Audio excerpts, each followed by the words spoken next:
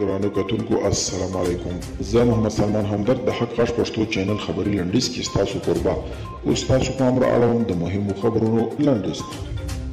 د هسپانیا وروستی سرتیر له افغانستانه ووت. وروسته له هغه چې ناټو له افغانستانه د خپلو سرتیرو د ایستلو پرېکړه وکړه، ګڼو هیوادونو له دې ځایه د سرتیرو په ایستلو پیل وکړ. هسپانیا هم له هغو هیوادونو و چې د سرتیرو ایستل یې پیل کړل.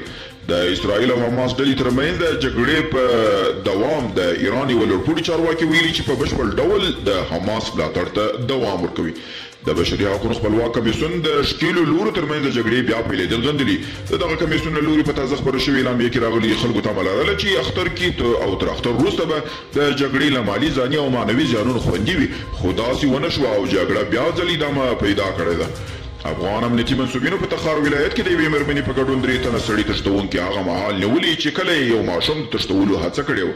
امنیتي ځواکونو د یاد ماشوم د دوی له منګولو څخه ژغورلی دی او هغه تور پوستي خبریال چې د امریکا چې د ماشومتوب پر مهال یې د امریکا پخواني ولسمشر بارک اوباما سره مرکه کړې وه د 23 کلونو په عمر ومړ.